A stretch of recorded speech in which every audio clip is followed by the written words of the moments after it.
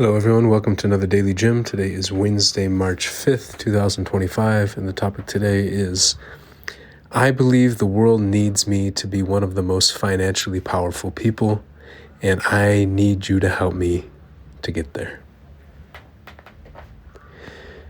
So, right after Trump got elected, I did a podcast episode that said, I believe the world needs me to be famous. And I said that I wanted to say, I believe the world needs someone like me to be famous. But that I actually think it's time that I step up and say it's me. And I think it's the same thing here. When I say, I believe the world needs me to be one of the most financially powerful people, there's a part of me that wants to say, I believe the world needs someone like me, someone with my behaviors, someone with my goals in life or direction to be one of the most financially powerful people. But sometimes I say that out of fear. Because I pull back, I look, and I hope, and I say, okay, maybe it's this person, maybe it's that person, maybe it's this person. I've done this when it comes to political power, done this when it comes to social power, waiting for someone else to jump in, to step up and be in that position. And I think it's easy for me to do the same thing financially, waiting for someone who has a lot of financial power, who has the most financial power, to start saying, you know what, we need to start coming together. We need to start paying attention to emotions. We need to start resolving conflict instead of avoiding it. We need to address, we need to manage, and realize life is conflict. But I'm tired of waiting. I'm tired of getting trapped in the fear of not just stepping up and saying that I think I can be that person. See, even there, I'm a little trepidation. That I believe the world needs me to step up and do that. So in general, why do I think that we need certain people to have the most financial power? Because financial power can sway society. Because when we have money, people do things that they're not necessarily sure that they want to do, but the money incentivizes them and makes them, okay, maybe I'll do it now. When we have social power, it requires a lot of percentage of people to agree to it. When we have political power, again, maybe it's 51% to get elected. But when we have financial power, it doesn't require as much buy-in, which can be very dangerous, right? Because people with financial power, or you could say physical or military power, can do things that other people don't want, and it can bring damage or more harm to society. It's dangerous. It's risky. It can also bring maybe good to society. So I think of someone like Marshall Rosenberg, who started nonviolent communication. He talked about money, and he said sometimes when he was running workshops in West Africa, people wanted to attend his workshop on nonviolent communication, but couldn't because they didn't have money for transport. They didn't have money to pay for the breakfast for their kids back home. So he would actually sometimes give money to people and also give them the workshop. And so sometimes people want things, but they can't because they don't have money. And so it's not even like they can't even take it for free because they need money to also do the thing.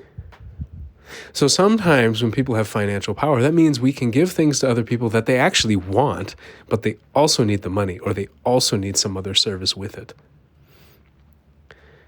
And so I look at some of the people around the world who are trying so damn hard to help people love themselves, help people love each other, to help people resolve and have the courage to fight with each other, to fight for each other.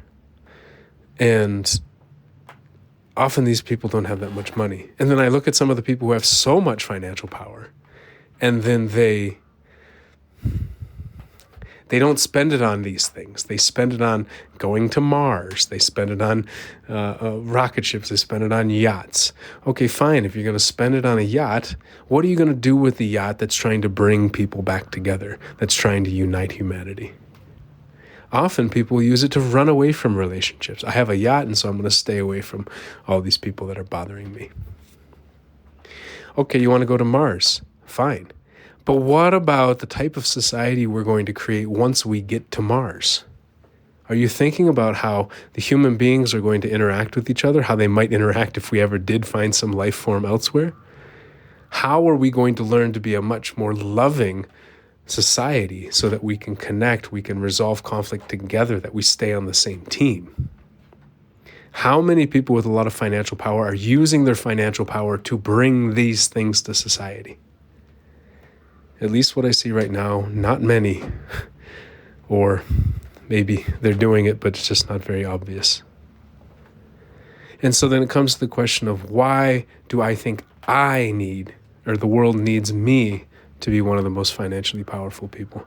It's because I am so dedicated to this, and I think it's something we need more than anything in the world right now. We went through a global pandemic where millions of people died, and billions of us retreated into our own bubbles. We were told, stay at home, or we were even forced to stay inside. We ran away from each other. We missed each other dearly. We ran away from each other. And now we don't necessarily, we seem to be worse at resolving conflict with each other. Because if a conflict happens, we can just run away back to our own little bubble. And it is having global impacts. When we elect people politically that seem to just want to punch people in the face and run away, it leads to problems. It can lead to more war. It could lead to more loneliness, more disconnection. And I'm tired of waiting and hoping that the people who are currently in positions of power, whether that's political, social, especially financial, are building tools or sending messages or communications or just demonstrating what it looks like to bring people back together, to get back on the same team. And you might ask, well, why do I need financial power to do that? You can do that. I mean, MLK, Gandhi, these people, they built social movements that didn't require a lot of financial power, and they had very large impacts on the world. True. Yeah, true. But what impact would they have had on the world if they did have a lot of financial power? What if Martin Luther King Jr. could have started a radio station? For those in America and maybe elsewhere, if you're familiar with Mr. Rogers, who ran a show called Mr. Rogers' Neighborhood on PBS. What if he could have started a whole TV channel, not just one show? What if he could have had a media empire like Rupert Murdoch? How would society look different if people who are dedicating their lives to bringing people together, to building tools to help people not only just survive, but to live very fulfilling lives, to chase their dreams, had financial power to build the tools to sway society in that direction? So again, why me? I mean, I can give you a lot of reasons. I can tell you why I believe it. But at the end of the day, it's, do you believe it? Do you believe that I have the strength, that I have the courage, that I have the dedication, that I have the creativity, that I have the charisma, that I have the integrity, that I have the devotion, that I have the kindness, that I have the endurance to use this money, to use this financial power in a way that will likely bring people much closer together? Again, it's up to you to make that decision. And if it's not me, maybe it's somebody else. But I sure as hell want you to give that money to somebody. I sure as hell want you to give financial power to somebody, instead of us just sitting back and hoping that the people who currently got their financial power, often from investments or through selling highly addictive products to people, that they're going to focus on this. And maybe they will. I'm not saying that they won't. I sure hope that they will. I sure hope something will shake them and they'll realize that this is really important society. But what about finding the people who already believe that it's very important? Finding the people who have already sacrificed or been willing to sacrifice so much in their life to fight for this stuff? And to say, you know what if we gave you the power? What if we gave you the resources to push this? I think of myself. I built iFeelio back in the day. Journaling app, micro-journaling app. How do I feel? What's happening? Very simple. I had a woman use it for 3 weeks, and she says, I need to talk to you. We spoke for 3 hours. She says, it's changed the relationship with my mother, changed the relationship with my ex-husband with whom I share a child, and it's changed the relationship with my estranged brother who I haven't talked to in, I don't know, she said like 5 years or something. She used the app for 3 weeks. Somebody else said, wow, this app really makes you honest with yourself. Somebody else said, before I enter the app, I look around to make sure that nobody sees what I'm putting into it. I said, there's only like 100 people in the world who know about it. She says, but I know what I'm about to enter. Somebody else, they open up the app. The tutorial said, how do I feel? They put cool. And then they said, but cool's not really a feeling. So they learned in the tutorial of the app, something like I feel, yo, if I had financial power, I could build a lot faster. Because the thing with financial power is that you could do things that other people don't necessarily believe in until they believe in them. Again, this is risky, it's dangerous, but it's also innovation. How do you come up with new things in the world if you need consensus before you do them? You can't. You have to do them before other people believe in them. And slowly you get some more adopters, and people can start to realize maybe this is important. Again, it's a risky thing to do, but we have to take risks if we want to move forward in life. And I am sitting here wondering, how much more could I do if I had not even just financial power, but if I were one of the most financially powerful people? Could I go to the World Economic Forum? What could I do there? I could sit with a CEO at the bar. We could have a nice beer. We could have a nice scotch, perhaps. But maybe we would have a conversation about how the pandemic has really impacted people in the United States or across the world. And maybe we can talk about how it has created so much loneliness and so much unwillingness to speak because we didn't speak for years, or we talked to a few people in person. Maybe I could talk about the economic inflation, right? So it's how so many people are angry about inflation, but really it may be caused by economic anxiety coming from the pandemic based on people's economic experience of the pandemic and the fears that came about that. Maybe that could spur that CEO to have a conversation with his company. Maybe that could spur that government leader to have a conversation with Parliament or with their legislative assembly. Maybe that conversation could get the CEO to recognize their own economic anxiety and to realize how their anxiety or their divorce that happened during pandemic or the loss of their mother during pandemic is impacting the way that they're running their organization, and it can change how they run their organization. How can I get to the World Economic Forum in Davos, Switzerland if I don't have a lot of financial power? Maybe I can get a connection. Maybe somebody would give me a free flight or a place to stay. But it's so much easier if I can just go. That's just one example. I can sit here and I can explain over and over again why I think the world needs me to be that. I can explain to you why I think the world needs other people, like my buddy Pavel or like Jake Clark or like other people that come to mind, why I believe that they should be some of the most financially powerful people in society. But at the end of the day, it comes down to whom do you trust with the financial power that will bring us in a direction that you want us to go.